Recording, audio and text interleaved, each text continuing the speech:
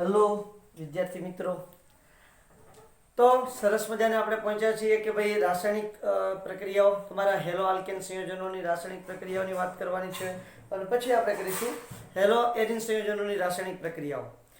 તો hello alkane સંયોજનો છે એની જે રાસાયણિક પ્રક્રિયાઓ છે એ 3 પ્રકારની હોય છે. આપણે જો કે સરસ મજાની ઇન્ટરેસ્ટિંગ વાતો કરવી છે, પણ આજે હું તમને આ રાસાયણિક પ્રક્રિયાની બેઝિક ઇન્ફોર્મેશન માત્ર આપીશ. એમાં તે જે કેન્દ્રાનુરાગી વિસ્થાપન પ્રક્રિયા છે એ કેન્દ્રાનુરાગી વિસ્થાપન પ્રક્રિયાની બેઝિક ઇન્ફોર્મેશન આપવાનું છું. પછી કાલે આપણે એના જે 2 ભાગ છે એના વિશે વાત કરવાની છે. વેલ, કઈ વાંધો નહીં, જોઈએ છીએ આજે હેલો આલ્કેન સંયોજનોની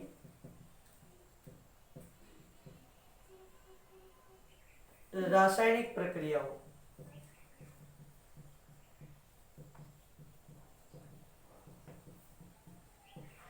ચલો, તો એની અંદર જોવા જઈએ તો ટોટલ તમારા જે હેલો આલ્કેન સંયોજનો છે એ 3 પ્રકારની રાસાયણિક પ્રક્રિયા આપવાના છે. કેટલા પ્રકારની? 3 પ્રકારની. પ્રકાર નંબર 1 કેન્દ્રાનુરાગી વિસ્થાપન પ્રક્રિયા. શું નામ છે? કેન્દ્રાનુરાગી વિસ્થાપન પ્રક્રિયાઓ. બરોબર છે. બીજી જે પ્રક્રિયા આપવાના છે એ પ્રક્રિયા છે વિલોપન પ્રક્રિયાઓ.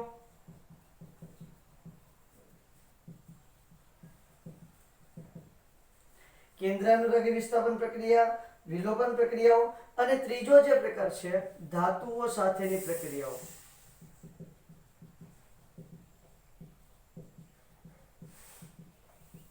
આ 3 પ્રકારની પ્રક્રિયાઓ આપણે હેલો આલ્કેન માટે શીખવાની છે. બહુ ઇન્ટરેસ્ટિંગ છે. આમાંથી જે પૂછાય છે એ રીતે ક્વેશ્ચન કે ભાઈ કોણ શું આપે છે, અથવા તો તમને ડાયરેક્ટ મસ્ત મજાનું શું આપી દીધું હોય તો કે ભાઈ એક રિએક્ટન્ટ આપી દીધો હોય અને એની સાથે એક બીજો પદાર્થ આપી દીધો હોય કે ભાઈ આ બંને મળી અને શું બનાવશે, તો આપણને ખબર હોતી નથી એટ ધેટ ટાઈમ.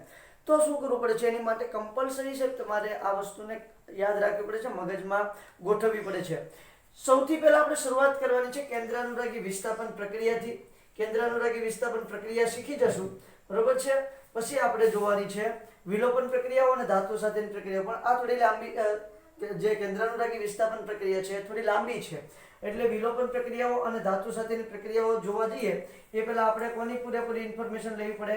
કેન્દ્રાનુરાગી વિસ્થાપન પ્રક્રિયા, કેન્દ્રાનુરાગી વિસ્થાપન પ્રક્રિયા.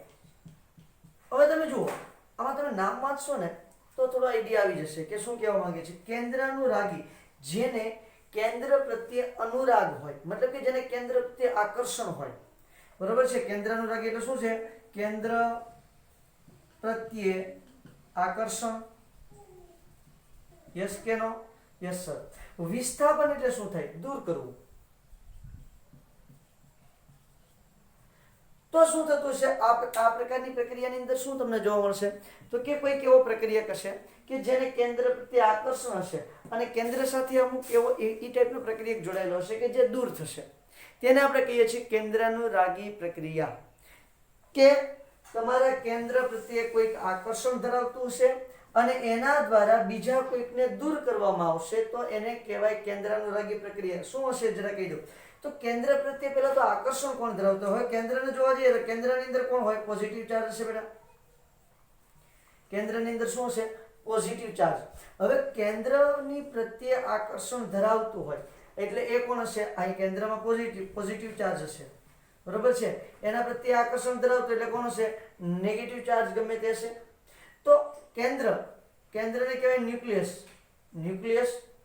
અને એના પ્રત્યે આકર્ષણ ધરાવે છે તો એના પ્રત્યે આકર્ષણ ધરાવતો હશે, કોઈ પણ માઇનસ હશે એટલે ન્યુક્લિયોફિલિક આયન કહેવાય. ઇંગ્લિશમાં શું કહેવાય ને? ન્યુક્લિયોફિલિક આયન. આ રીતે તેને ઓળખવામાં આવે છે. બહુ સારી રીતે આપણે જાણીએ છીએ, અગાઉ પણ ઘણી વખત વાત થઈ ગઈ છે. તો આ કેવું છે? ઇલેક્ટ્રોન ધનિક હશે. ઇલેક્ટ્રોન ધનિક એટલે ઇલેક્ટ્રોન વાળું છે. ખૂબ ઇલેક્ટ્રોન ધનિક એટલે ઇલેક્ટ્રોનને માલામાલ હશે, બરોબર છે. અને એ જ તમારા કેન્દ્ર પ્રત્યે આકર્ષણ ધરાવે છે, એટલા માટે તેને શું કહીએ છીએ બેટા? કેન્દ્રાનુરાગી પ્રક્રિયક તરીકે ઓળખીએ છીએ. હા કે ના?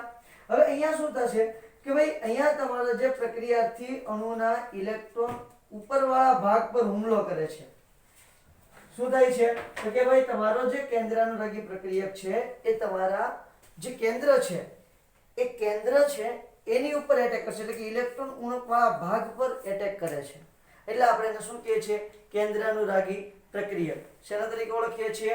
કેન્દ્રાનુરાગી પ્રક્રિયક તરીકે. આમાં શું ઘટના બને છે આખી એ બહુ જોઈએ છે જરાક. આપણે મસ્ત મજાની ઇન્ટરેસ્ટિંગ મેટર બને છે. હવે સમજી લો કે ભાઈ તમારી પાસે છે R અથવા તો કાર્બન લઈ લઈએ, બરોબર છે, કારણ કે કાર્બનિક પદાર્થ છે, અને એની સાથે છે X. X એટલે આપણે શું થાય? હેલોજન, એટલે હેલો આલ્કેન બની ગયું છે. Yes sir. હવે હેલો આલ્કેનમાં શું થશે જુઓ તો કે ભાઈ અહીંયા પહેલા તો બંધ બનેલો હશે, એ બંધ હશે સહસંયોજક બંધ. કયો બંધ હશે બેટા? સહસંયોજક બંધ હશે. આ જે સહસંયોજક બંધ છે એ બંધમાંના ઇલેક્ટ્રોન હેલોજન તરફ આકર્ષાયેલા હશે. એના કારણે હેલોજન આંશિક ઋણ વીજભારિત બને છે, અને તમારું કાર્બન છે એ આંશિક કેવું બને છે? ધન વીજભારિત બને છે. હેલોજન આંશિક ઋણ વીજભારિત બને છે, અને કાર્બન છે એ આંશિક ધન વીજભારિત બને છે. ક્લિયર થાય છે આખી વાત? ઓકે. તો આ બંને કાર્બન અને હેલોજનમાં તમારું કોના પર વધારે પોઝિટિવ ચાર્જ છે? કાર્બન અને હેલોજનમાં જોવા જશો તો કોના પર વધારે પોઝિટિવ ચાર્જ આવે છે? કાર્બન પર. હવે એના પર કોઈ કેન્દ્રાનુરાગી, હવે આના પર એટેક થશે, કારણ કે ધન ઇલેક્ટ્રોન ઉણપ ધરાવે છે, એટલે કોઈ ઇલેક્ટ્રોન ધનિક હશે. ધારી લો કે ભાઈ ન્યુક્લિયોફાઇલ છે Nu, અને ઇલેક્ટ્રોન ધનિક એટલે ઉપર શું લખ્યું મેં? માઇનસ.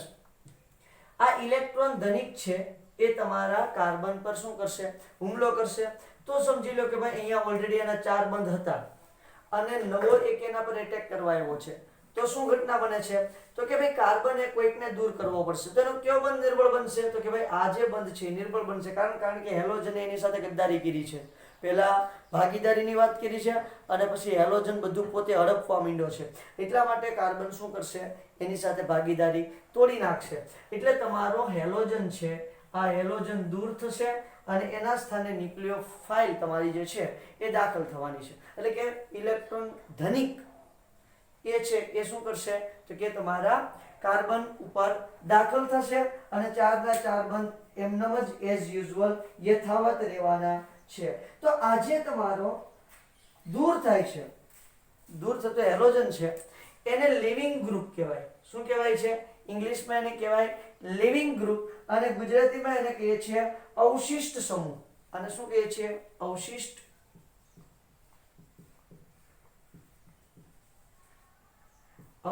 સમૂહ, દૂર થનાર સમૂહ એમ પણ કહેવાય છે.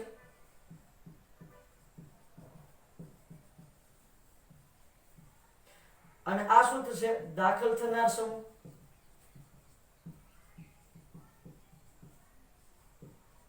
આ દૂર થનાર સમૂહ છે, જ્યારે તમારો Nu- જે છે એ દાખલ થનાર સમૂહ છે.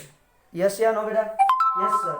દેખાય છે? પોસ્ટ એકદમ કમ્પ્લીટ મેટર છે, આમાં કોઈ ટેન્શન લેવા જેવું કે કોઈ અલગ વસ્તુ છે જ નહીં. હવે જો જ્યારે તમારો આ સમજો કે ન્યુક્લિયોફાઇલ હજી દાખલ થયો નથી, બરોબર, એટલે કે ઇલેક્ટ્રોન અનુરાગી પ્રક્રિયા હજી દાખલ થયો નથી, તો શું થશે તો કે તમારું કાર્બન જે છે એનું સંકરણ કેવું હશે? sp3 સંકરણ હશે. કેવું સંકરણ જોવા મળશે બેટા? sp3 સંકરણ હશે. અને પછી શું થશે તો કે ભાઈ પછી તમે આગળ વધશો એટલે આ જે sp3 સંકરણ ધરાવતો કાર્બન છે એ સંક્રાંતિ અવસ્થા, ઉત્તેજિત અવસ્થામાં આવશે. કેવી અવસ્થામાં આવશે? ઉત્તેજિત. અને મધ્યવર્તી સંકીર્ણ બનાવશે. મધ્યવર્તી સંકીર્ણ બનાવે છે ત્યારે એની અંદર સંકરણ તમને કયું જોવા મળે છે? sp2 સંકરણ જોવા મળે છે.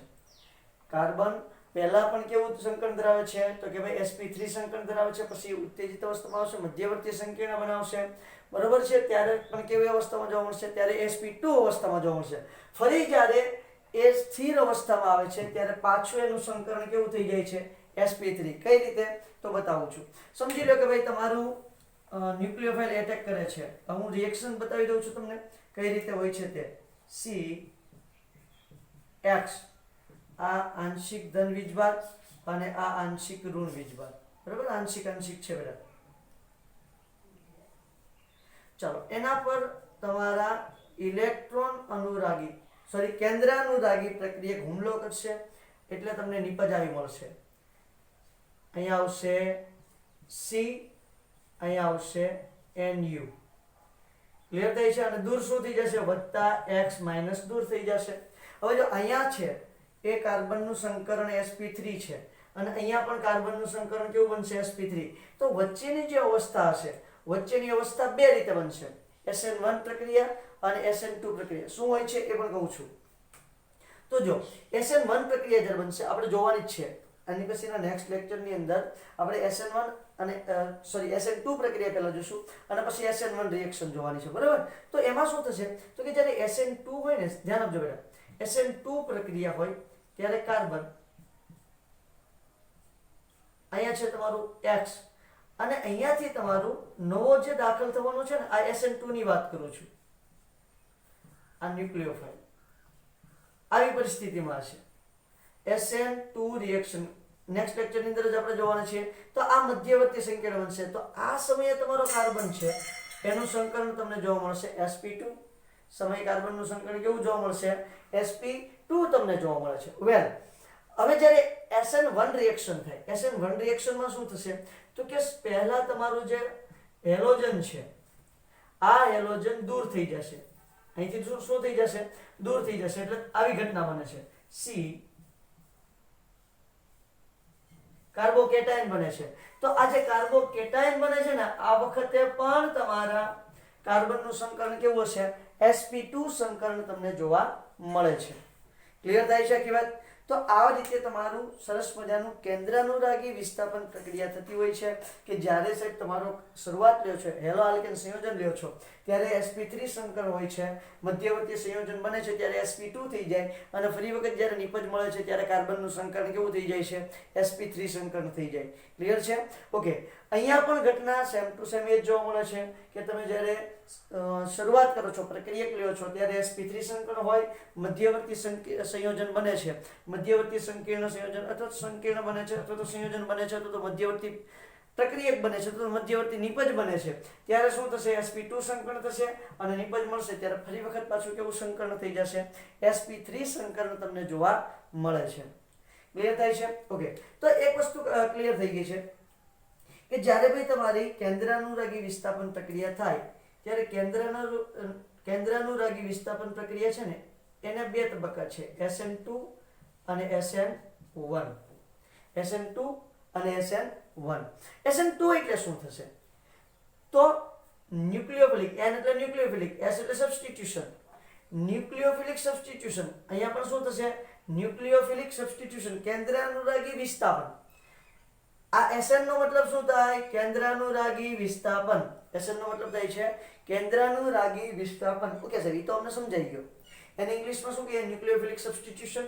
ન્યુક્લિયોફિલિક સબસ્ટિટ્યુશન. તો સાહેબ અમને એ નથી સમજાણું આ 2 અને આ 1 શું છે? જો કે આપણે જ્યારે એની વાત કરશું નેક્સ્ટ લેક્ચરની અંદર ત્યારે ખબર પડી જશે કે 2 અને 1 શું છે, બરાબર? પણ અત્યારે જરા માહિતી માટે આપી દઉં. અહીંયા 2 એટલે શું થશે અને 1 એટલે શું થશે? 2 અને 1 એટલે થાય છે આણ્વિકતા. આણ્વિકતા આપણે એક શબ્દ સાંભળેલો છે, ક્યાં સાંભળેલો છે? ચેપ્ટર નંબર 4 રાસાયણિક ગતિકીની અંદર સાંભળેલો છે. આણ્વિકતા મતલબ શું છે? જ્યારે આપણે એના રેટ ઓફ રિએક્શન ની વાત કરશું, જ્યારે આપણે એના દરની, પ્રક્રિયા દરની વાત કરશું, દર, બરાબર છે, ત્યારે શું થશે તો કે અહીંયા જ્યારે SN2 પ્રક્રિયા છે એમાં આ બંનેનો સાંદ્રતા ભાગ ભજવતી હશે, આ બંનેની સાંદ્રતા ભાગ ભજવતી હશે એટલે બે પ્રક્રિયકોની સાંદ્રતા ભાગ ભજવતી હોવાને કારણે એને SN2 કહેશું. જ્યારે SN1 હશે, આ SN1 નો તબક્કો બનશે, બરોબર છે, ત્યારે શું થશે કે માત્ર દર જોતા હશું ત્યારે માત્ર એક જ પ્રક્રિયકની સાંદ્રતા ભાગ ભજવતી હશે. SN2 હોય એટલે બે પ્રક્રિયકની સાંદ્રતા ભાગ ભજવતી હશે અને SN1 હશે એટલે એક પ્રક્રિયકની સાંદ્રતા ભાગ ભજવતી હશે. સાહેબ આ બહુ જ અત્યંત ઇમ્પોર્ટન્ટ મેટર છે. આ મેટર SN2 જોવાનું જ છે પણ એ નેક્સ્ટ લેક્ચરની અંદર જોવાનું છે. એ પહેલા કયા કયા પ્રક્રિયક છે અને કઈ નિપજ આપે છે એ બહુ અગત્યની છે. તમારા NCERT બુકની અંદર કોષ્ટક આપેલું છે, બરાબર છે? તો એ કોષ્ટકની બધી જ રિએક્શનો જરા હું તમને લખીને દેખાડું છું તો તમને સરસ મજાની ખબર પડશે. ક્લિયર છે? જરા સમજાય એ રીતે તમારી રીતે તમે સ્ક્રીનશોટ લઈ શકો છો. હવે જો કેન્દ્રાનુરાગી મસ્ત મજાના પ્રક્રિયક ભણીએ છીએ તો તો કઈ રીતે બનશે? તો કે ભાઈ એમાં બે પ્રકાર છે. કઈ રીતે? તો કે એક એટલે કે તમારે એક જ ઇલેક્ટ્રોન દાન કરતો હોય અથવા તો એક જ એવો સમૂહ હોય કે જે કેન્દ્ર ધરાવતો, ટૂંકમાં કહેવાનો એવો છે કે ભાઈ સમૂહ કે જે એક કેન્દ્રાનુરાગી કેન્દ્ર ધરાવતા હોય, એક કેન્દ્રાનુરાગી કેન્દ્ર ધરાવતા હોય તેવા કેન્દ્રાનુરાગી પ્રક્રિયકો, દાખલા તરીકે કોણ કોણ હોય છે? તો કે ભાઈ તમે લઈ શકો છો OH માઇનસ જે એક કેન્દ્રાનુરાગી કેન્દ્ર ધરાવે છે, બરોબર છે. ત્યાર પછી તમે બીજા આગળ જોવા જશો તો બીજા તમને જોવા મળે છે RO માઇનસ, પછી તો કે ઘણા બધા છે. એમ તો જો કે આપણે એક્ઝામ્પલ હમણાં જોઈએ છીએ એટલે અહીંયા ઘણા બધા તમારે એક કેન્દ્રાનુરાગી કેન્દ્ર ધરાવતા હોય. પછી અમુક પ્રક્રિયા કેવા હોય કે જે બે કેન્દ્રાનુરાગી કેન્દ્ર ધરાવતા હોય, બે કેન્દ્રાનુરાગી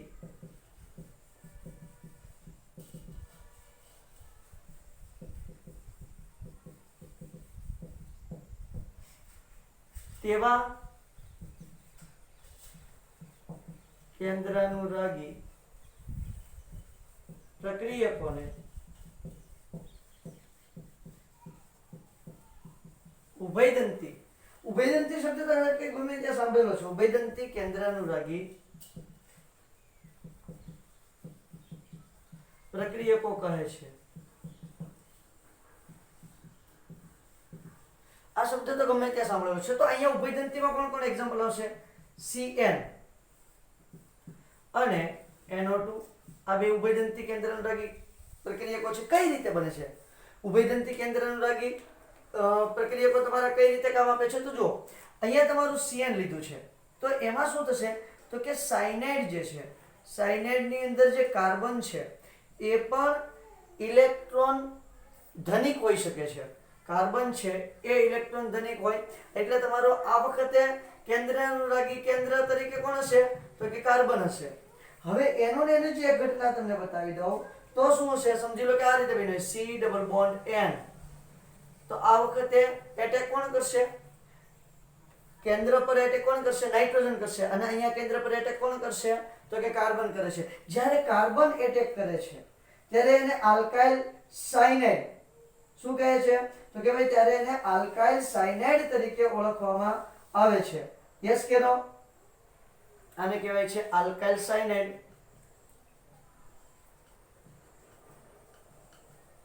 જ્યારે તમારું કાર્બન છે એ તમારા કેન્દ્ર પર એટેક કરે એટલે બને છે આલ્કાઇલ સાયનાઇડ. અને જ્યારે નાઇટ્રોજન એટેક કરે છે, એને આગળ લઈ લો, આ રીતે બને. જ્યારે નાઇટ્રોજન એટેક કરે છે ત્યારે બને છે આલ્કાઇલ આઇસોસાયનાઇડ. શું બને છે? આલ્કાઇલ આઇસોસાયનાઇડ તમને બનેલું જોવા મળશે. અને જ્યારે સાહેબ તમારું નાઇટ્રોજન, અહીંયા બે ઇલેક્ટ્રોન મૂકી દઉં છું, નાઇટ્રોજન એટેક કરે છે ત્યારે શું બનશે? Alkyl isocyanide. Alkyl isocyanide. Clear છે વાત? ઓકે. એવી જ રીતે નાઇટ્રોજનની મેટરમાં શું છે? તો કે ભાઈ એક વખત નાઇટ્રોજનમાં ઓક્સિજન છે એ એટેક કરશે અને એક વખત શું થશે? નાઇટ્રોજન પોતે એટેક કરશે. તો શું તમને જોવા મળે છે? તો કે ભાઈ જ્યારે તમારું ઓક્સિજન એટેક કરે છે એટલે બને છે આલ્કાઇલ નાઇટ્રાઇટ. ઓક્સિજન એટેક કરે એટલે આલ્કાઇલ નાઇટ્રાઇટ. અને જ્યારે નાઇટ્રોજન એટેક કરે છે ત્યારે શું બને છે? Nitro alkane. શું બને છે? નાઇટ્રો આલ્કેન તમને જોવા મળે છે. કારણ કે NO2 શું છે એટલે બનશે નાઇટ્રો આલ્કેન.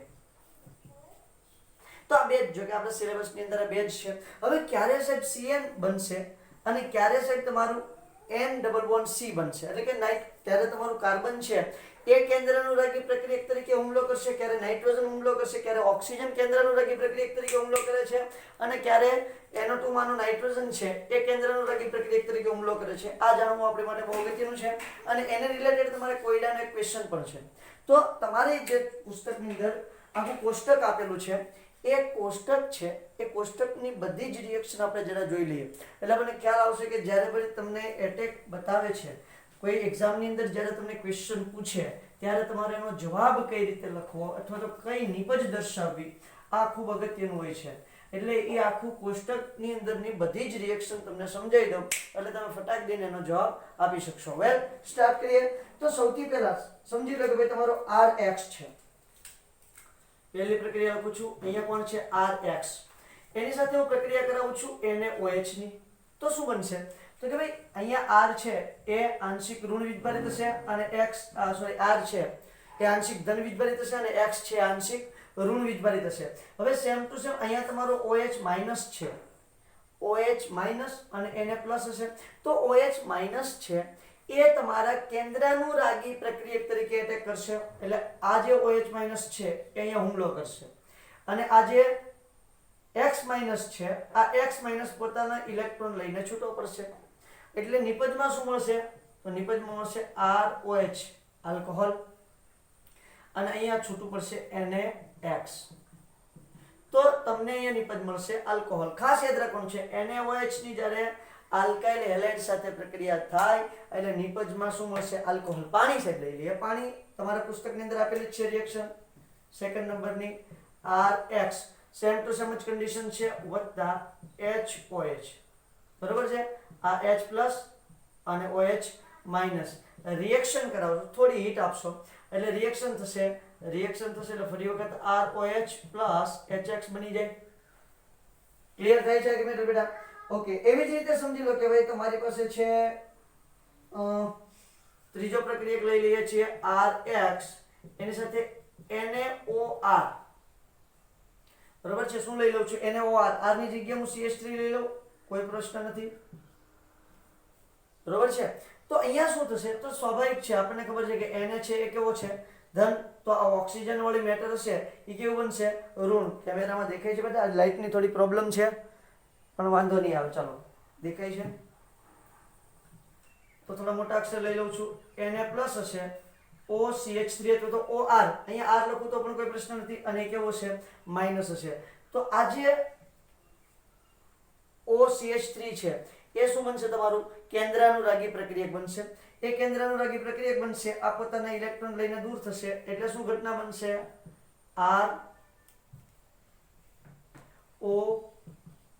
ROCH3. અધરવાઇઝ જો અહીંયા મેં R લીધો હોય તો શું મળી જાત? ROR'. ક્લિયર થાય છે કે મેટર સાહેબ? અને ફરી વખત અહીંયા શું મળે છે? NaX. તો આ રીતે તમારી નિપજ મળે છે તમને. હજી તમે જુઓ તો જુઓ સાહેબ, સોડિયમ આયોડાઇડ પણ લઈ શકાય છે. તમારા પુસ્તકની અંદર આપેલું છે. તો સોડિયમ આયોડાઇડ ની રિએક્શન કરાવું છું. RX + NaI. I માઈનસ હશે, I માઈનસ અહીંયા એટેક કરશે એટલે X છે એ દૂર થશે એટલે અહીંયા મળશે. આપણે ઓલરેડી જોયું જ છે ને ફ્રિંકલસ્ટેન રિએક્શન. બરોબર છે? ફ્રિંકલસ્ટેન રિએક્શન ની અંદર આપણે વાત કરી જ છે. તો અહીંયા મળી જશે તમને RI + NaX. યસ કે નો? ફ્રિંકલસ્ટેન રિએક્શન ની અંદર આ મેટર આપણે ડિસ્કસ કરી છે બેટા. ચલો, ત્યાર પછી જુઓ, હવે એમોનિયાની રિએક્શન કરાવો. એમોનિયાને એટેક કરાવું છું તો શું થશે? NH3.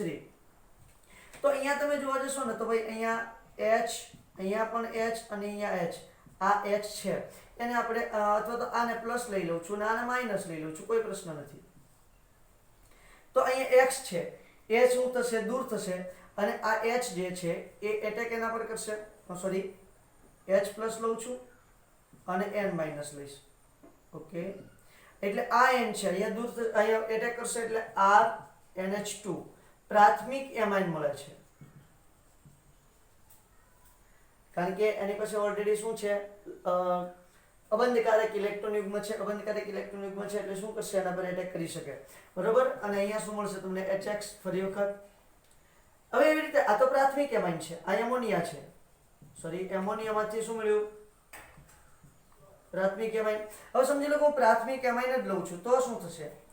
RX એની સાથે રિએક્શન કરાવું છું R ડેશ NH2 તો શું થશે બેટા તો કે અહીંયા તમને મળશે R NH R dash secondary amine મળે છે સાતમી રિએક્શન કરાવું તો શું થશે RX plus already secondary amine લઉં છું અહીંયા R dash R double dash તો અહીંયા તમને નિપજ શું મળશે R N R ડેશ અને R double dash tertiary amine મળશે શું મળે છે તૃતીયક એમાઇન તમને પ્રાપ્ત થાય છે ક્લિયર થયા કે મેટર હવે ત્યાંથી આગળ વધીએ તો જુઓ હવે હું રિએક્શન કરાવું છું KCN અને AgCN સાથે CN આવ્યું છે CN આવે છે એટલે શું થશે તો સમજી લો કે ભાઈ RX વત્તા KCN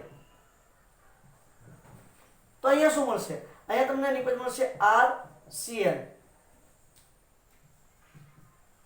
અને અહીંયા પ્રક્રિયા કરું છું RX વત્તા AgCN તો અહીંયા નિપજ શું મળશે RNC સાહેબ કેમ આવું થાય કઈ રીતે ખબર પડી કે ભાઈ હું KCN વાપરીશ તો મને નિપજ RCN મળશે અને AgCN વાપરીશ તો નિપજ મને RNC મળશે આવું કઈ રીતે ખબર પડે છે તો જો ધ્યાન આપજો અહીંયા તમારું જે KCN છે એ કેવું છે તો કે ભાઈ KCN છે એ આયનીય છે K+ અને CN- K+ અને CN- છે એટલા માટે શું થશે તો કે ભાઈ અહીંનો જે કાર્બન છે આ કાર્બન તમારા આલ્કાઇલ સાથે જોડાશે અહીંયા કેન્દ્રાનુરાગી કોણ તરીકે કોણ વર્તશે કાર્બન વર્તશે કારણ કે કાર્બન પર શું આવેલું છે નેગેટિવ ચાર્જ છે નેગેટિવ વીજભાર આવેલો છે એટલા માટે તમારા R પર હુમલો કરશે અને RCN બંધ બનાવશે એટલે અહીંયા તમારો જે CC બંધ છે એ વધારે સારી રીતે અને મજબૂત બનશે હવે અહીંયા શું ઘટના બને છે AgCN માં તો કે આ બંધ જે છે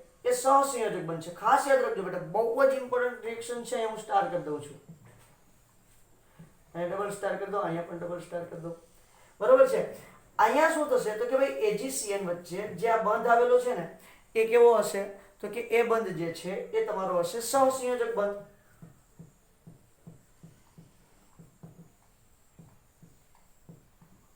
અને અહીંયા કેવો બંધ આવેલો છે આયનીય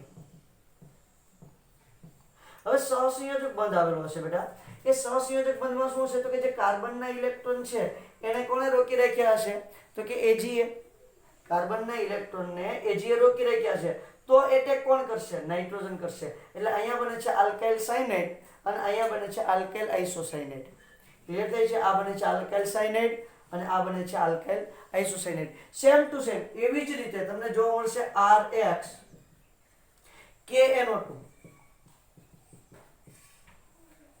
અને બીજું તમને જોવા મળશે RX અને એની સાથે ફરી વખત કોણ લઈ લઉં છું હું અહીંયા KNO2 લીધું છે તો AgNO2 લઈ લઉં છું શું લઈ લઉં છું AgNO2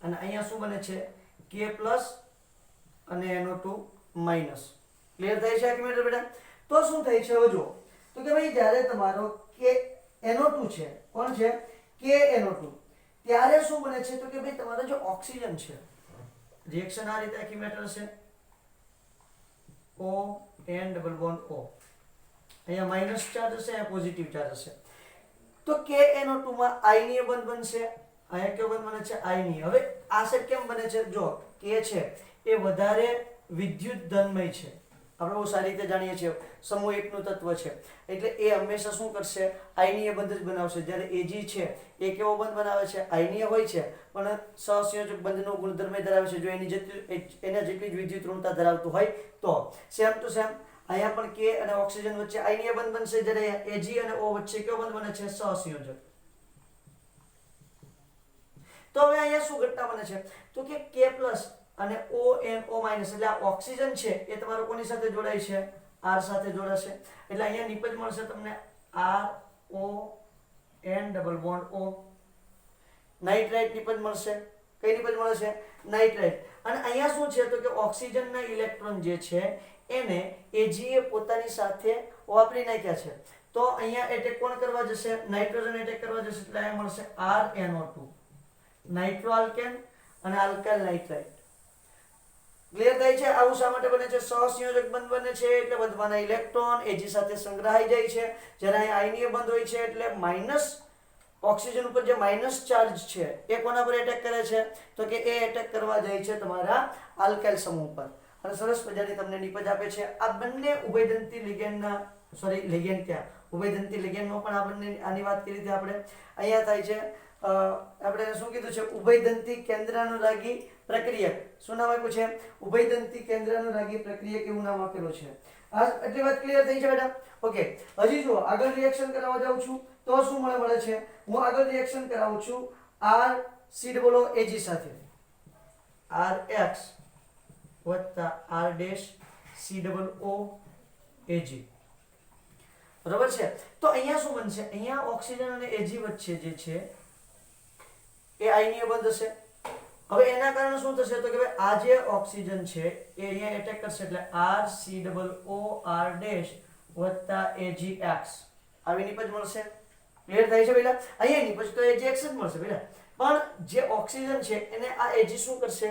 થોડું નિષ્ક્રિય કરી નાખશે અને નાઇટ્રોજન સક્રિય બનશે. ક્લિયર થાય છે? અને અહીંયા તે વત્તા કે એક્સ જ બનવાનું છે, અહીંયા એજી એક્સ જ બનવાનું છે. આખી મેટર ડિસ્કસ જે કરી છે સમજણ પડી છે બેટા? અને અહીંયા શું થાય છે? તો કે અહીંયા કોઈ એવું છે નહીં કે ભાઈ બે ઇલેક્ટ્રોન દાતા તરીકે વર્તી શકે, એવું કોઈ અહીંયા છે નહીં. એટલે માત્ર કોને વર્તવું પડે છે? ઓક્સિજનને જ વર્તવું પડે છે. અને અહીંયા તમને મળે છે એસ્ટર. શું નિપજમાં મળે છે? એસ્ટર. ત્યાર પછીની રિએક્શન જોઈએ તો લિથિયમ એલ્યુમિનિયમ હાઇડ્રેટ સાથે છે R X plus LiAlH4. Lithium aluminium hydride એટલે તમારું શું છે? તો કે ભાઈ રિડક્શન કરતા પ્યોર જ્યારે હાઇડ્રોજનનો ઉમેરો કરવાનો હોય ત્યારે તમારું લિથિયમ એલ્યુમિનિયમ હાઇડ્રાઇડ વપરાય છે. એટલે તમારું કોનો H માઇનસ છે એનો એટેક R પર કરાવશે. એટલે તમને મળે છે RH. શું મળે છે? RH. અને બે H છે અહીંયા, હું જરા H2 કરી નાખું એટલે વધારે ખ્યાલ આવશે બેટા. કારણ કે રિડક્શન કરાવવાનું છે આપણે LiAlH4. રેડી? તો એમાંનો એક H છે એ પ્લસ બનશે અને એક H છે એ માઇનસ બનશે. આ માઇનસ છે અહીંયા એટેક કરશે અને જે પ્લસ બને છે એ શું કરશે? વત્તા HX. ક્લિયર થાય છે એક્યુમેટર? એન્ડ ધ લાસ્ટ ધાતુ વાળી રિએક્શન ની વાત કરવાની છે. આ પહેલી રિએક્શન પૂછી નાખું છું બસ, પછી આપણે વાત કમ્પ્લીટ કરી નાખવી છે. પહેલી રિએક્શન પૂછું છું અને બનાવું છું RX plus R M plus. M plus ક્યારે બને છે? MgX લઈ લો તો શું બનશે? Mg છે એના પર પોઝિટિવ ચાર્જ હશે અને R કેવું છે? નેગેટિવ ચાર્જ હશે. ખાસ યાદ રાખજો સાહેબ, જ્યારે તમારો આલ્કાઇલ હેલાઇડ સાથે RMgX ની રિએક્શન કરાવશો એટલે આ R વચ્ચે રિએક્શન થશે અને R ડેશ કહી દો તો તમને મળે છે આલ્કેન. શું મળ્યું બેટા? આલ્કેન. અને આ પ્લસ છે અને અહીંથી જે છે એ નેગેટિવ તમારું છૂટું પડે છે તો શું થઈ જશે? વત્તા MgX2. એટલે જ્યારે તમે આ બધી રિએક્શન મેં તમારા કોષ્ટકની અંદરની તમને લખીને દેખાડી દીધી છે બેટા. જ્યારે પણ તમે રિએક્શન કરાવો, જ્યારે તમને એક્ઝામની અંદર બહુ બધી વખત આવી રહી છે ડાયરેક્ટ, બરોબર છે કે ભાઈ આની આલ્કાઇલ હેલાઇડ સાથે રિએક્શન કરાવી તો નિપજ શું મળે છે? અધરવાઇઝ એમ કહી દઈએ છે કે ભાઈ KNO2 છે, KNO2 ની RX સાથે પ્રક્રિયા કરાવો તો નિપજ શું મળે છે? તો આ KNO2 વાળી જે મેટર છે એ આપણે કમ્પ્લીટલી યાદ રાખવી પડે. તમારો કોયડાનો ક્વેશ્ચન પણ છે, બરોબર? તો આ સરસ મજાની તમારા કેન્દ્રાનુરાગી પ્રક્રિયકોની વાત હતી. બહુ જ મસ્ત મજાની વાત છે અને મેં તમને બધી મેટર ડિસ્કસ કરીને દેખાડી પણ દીધી છે. હવે આપણે જોવાનું છે SN2 રિએક્શન. એ આપણે જોશું નેક્સ્ટ લેક્ચરની અંદર. Okay, thank you.